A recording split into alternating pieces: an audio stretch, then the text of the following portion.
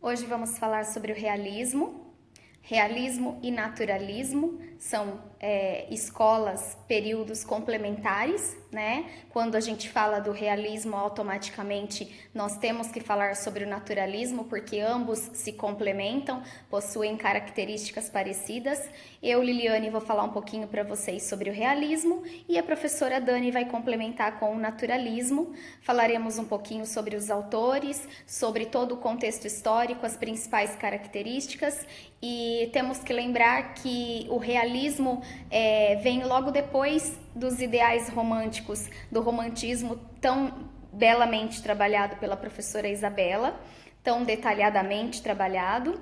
E nós temos, na verdade, como o próprio nome diz, o realismo veio para se contrapor aos ideais românticos. Então, nós vamos tratar aqui com um pequeno resumo, alguns exercícios de assimilação, poucos, e eu conto com vocês para que vocês depois olhem os materiais complementares, porque nós temos ali trechos de obras, principalmente as obras machadianas, porque Machado de Assis é o grande nome do realismo, e o que nós precisamos saber é que todas essas obras de fundamental importância, muitas delas viraram minisséries, viraram documentários, e nós temos nos materiais complementares alguns trechinhos para que vocês conheçam. Também deixo aqui a sugestão de leitura. Eu gostaria que pelo menos algum trechinho de Dom Casmurro e de Memórias Póstumas de Brás Cubas que vocês lessem, que vocês se inteirassem. Nós vamos dar um período para que vocês leiam, porque é de extrema importância conhecer Machado, é de extrema importância conhecer o realismo e, consequentemente, o naturalismo, que faz aí essa chave, né? Ambos se complementam na escola literária, nas escolas literárias, realismo e naturalismo, ok? Para falarmos sobre o realismo, primeiramente a gente tem que voltar rapidamente aos ideais românticos, né? A exaltação do nosso nacionalismo, aquele patriotismo todo, as questões românticas, o amor sublime, sem interesses, a idealização da mulher. Tudo isso a gente deixa de lado, porque o realismo, na verdade, ele é uma oposição a isso, uma reação. Nós nem podemos dizer que seja realmente uma oposição, porque as escolas literárias se completam. Então, por exemplo, o realismo, dentro do seu contexto histórico, ele vai dar ênfase a críticas sociais, porque ele começa lá no finalzinho do século XIX, onde a gente tem, na história da nossa sociedade em geral, nós estamos vivendo a Revolução Industrial, né, a revolução das máquinas, a mão de obra humana. Então, não existe muito espaço para o romance aí dentro do realismo, das obras realistas, consequentemente das naturalistas também. Eles tratam de um outro momento, de uma outra área da sociedade. E o amor, ele é visto, em sua grande maioria, como uma questão de interesses, relações por interesses. Os autores realistas e naturalistas, eles não tratam o amor com o mesmo ideal romântico que o romantismo tratava anteriormente. A primeira obra, o marco inicial do realismo, que começa lá na Europa com Gustave Flaubert, é, na verdade, Madame Bovary.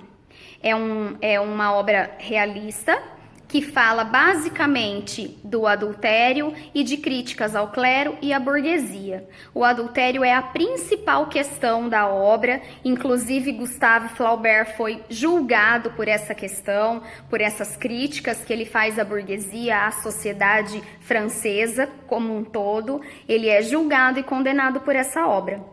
E Emma Bovary, a personagem principal, a protagonista da obra, é, na verdade, uma esposa frustrada.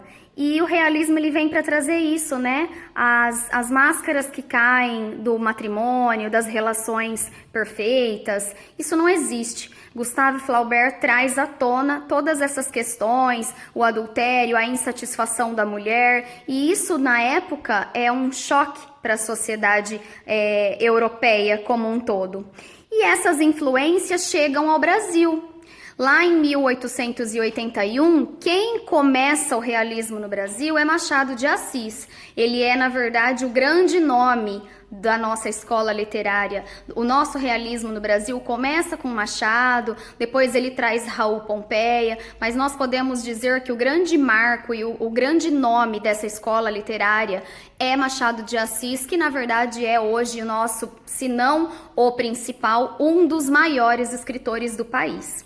Ele começa no Brasil com a sua obra Memórias Póstumas de Brás Cubas, e dentro do seu contexto histórico, nós temos a abolição da escravatura, a proclamação da República, as revoltas militares e todas essas transformações sociais, tudo isso que acontece dentro desse período todo, elas impulsionam também, além das obras realistas, outras áreas da literatura brasileira, porque é aí que elas começam a surgir textos jornalísticos, as críticas literárias, e é a partir desse movimento também que Machado dá o pontapé inicial, e ele é o precursor e um dos fundadores da Academia Brasileira de Letras. Então nós temos Machado de Assis aí como um grande mestre da nossa literatura brasileira.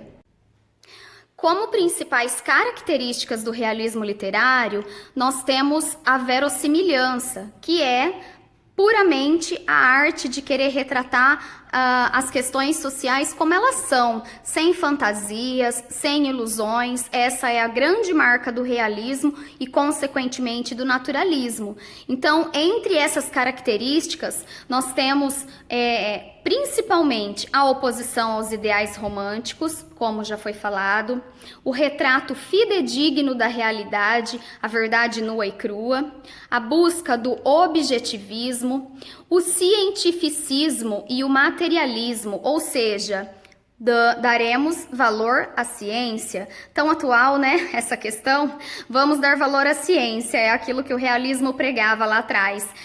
Sem fantasias, sem teorias, a gente acredita naquilo que a ciência fala. A veracidade, a linguagem descritiva e detalhada, essa é uma questão fundamental nas obras de Machado. Machado de Assis tem uma linguagem extremamente descritiva, extremamente rica em figuras de linguagem. Os temas são urbanos, sociais e cotidianos. Quando a gente fala de temas urbanos, sociais e cotidianos, a gente corre rapidinho lá no naturalismo, que é, na verdade, uma escola complementar. São complementares o realismo e o naturalismo, porque quando a gente fala, por exemplo, de Aloísio Azevedo, de O Cortiço, ele retrata tão fielmente o que é um cortiço, é uma crítica social tão perfeita que a gente consegue compreender exatamente as características mesmo dessa escola literária. O naturalismo fala bastante sobre isso. Crítica aos valores burgueses e às instituições sociais, inclusive com relação às questões do casamento, os casamentos arranjados, as políticas de interesses, tudo isso faz parte do realismo e, consequentemente, do naturalismo. A denúncia social, as questões mesmo de classes sociais, os abusos, o autoritarismo, tudo isso é retratado com fidelidade às questões da época, aos acontecimentos da época. Os personagens são comuns, não são idealizados. O aprofundamento psicológico das personagens, ou seja, Machado de Assis, por exemplo, retrata muito bem isso. Ele entra nas questões psicológicas do personagem, ele coloca os seus defeitos, todos os seus medos, as suas inseguranças, e isso é um ponto primordial da sua obra. E os romances de caráter documental. Então a gente deixa de lado o romance romântico, a história de amor idealizada, e nós passamos a tratar dos romances de caráter documental, questões que tratam mesmo, colocam o contexto histórico como pano de fundo, todas as questões sociais. No nosso material complementar, nós citamos outros autores, inclusive o realismo em Portugal, o seu início, as obras, Antero de Quintal. Nós temos alguns outros nomes para ser trabalhados e obras machadianas também. Nos materiais complementares nós temos trechos de minisséries que foram produzidas em cima de obras de Machado. São muito interessantes para que vocês entendam esse contexto todo e as características do movimento. Agora, não tem como nós não falarmos de Machado sem citar Memórias Póstumas e também Dom Casmurro. Eu falo como uma das minhas obras preferidas, então eu vou deixar essa dica para vocês. Procurem por Dom Casmurro, leiam trechos de Dom Casmurro. Eu vou ler agora duas pequenas passagens que falam sobre Bento Santiago, que é o Dom Casmurro. Para quem não conhece a história, Bento Santiago é o personagem e ele mesmo se denomina Dom Casmurro. Ele é quem narra a obra é narrada em primeira pessoa e ele levanta, sim, aspectos psicológicos dos personagens, dele próprio e dos demais personagens. Nós temos Capitu, que é a esposa de Bentinho, e aí eu vou ler para vocês rapidamente dois trechos. Um é o que fala sobre o próprio Dom Casmurro e o próximo é sobre a Capitu, nossa heroína maravilhosa da literatura brasileira. Não consultes dicionários. Casmurro não está aqui no sentido que eles lhe dão, mas no que ele pôs o vulgo de homem calado e metido consigo. Dom veio por ironia, para atribuir-me fumos de fidalgo, tudo por estar cochilando. Também não achei melhor título para a minha narração. Se não tiver outro daqui até ao fim do livro, vai este mesmo. O meu poeta do trem ficará sabendo que não lhe guardo rancor, e com pequeno reforço, sendo o título seu, poderá cuidar que a obra é sua. Há livros que apenas terão isso dos seus autores, alguns nem tanto. Falando de Capitu e dos seus olhos de cigana oblíqua e dissimulada, quem nunca ouviu essa frase? Retórica dos namorados. Dá-me uma comparação exata e poética para dizer o que foram aqueles olhos de Capitu. Não me acode imagem capaz de dizer, sem quebra da dignidade do estilo, o que eles foram e me fizeram. Olhos de ressaca? Vá, de ressaca. É o que me dá a ideia daquela feição nova. Traziam um não sei o que, fluido misterioso e enérgico. Uma força que arrastava para dentro, como a vaga que se retira da praia nos dias de ressaca.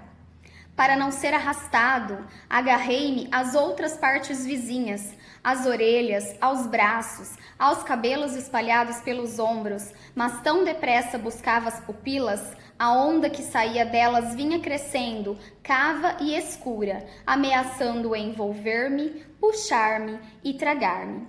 Estes são os olhos de Capitu.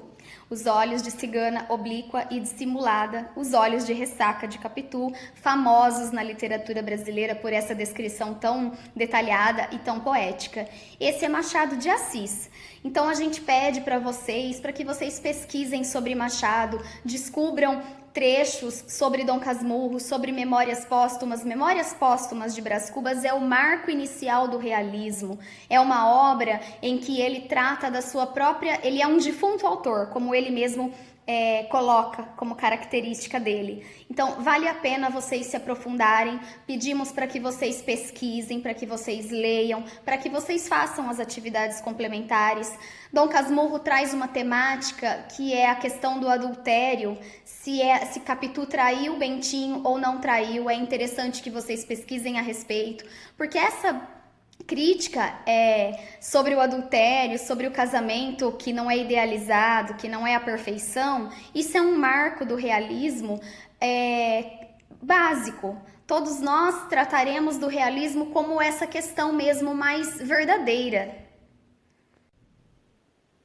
O realismo, em termos mais simples, é a vida como ela é. Sem ilusões, sem fantasias, ele retrata aquilo que nós temos de obstáculos na vida, de repente casamentos infelizes, casamentos arranjados, as questões políticas, a corrupção, os aspectos psicológicos que tratam o ser humano, colocam o ser humano como um ser pensante com defeitos, com inveja, com ciúmes. Todas essas questões humanas são retratadas no realismo, como eu disse antes, que se opõem aos ideais românticos trabalhados anteriormente. Pessoal, é isso.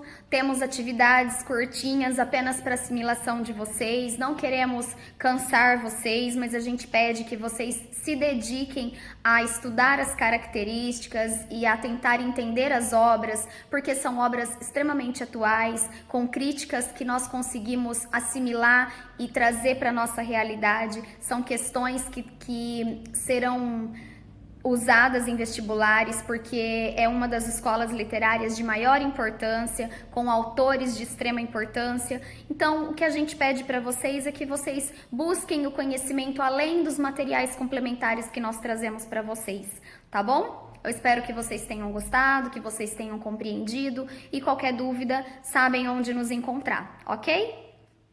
Um beijo e obrigada!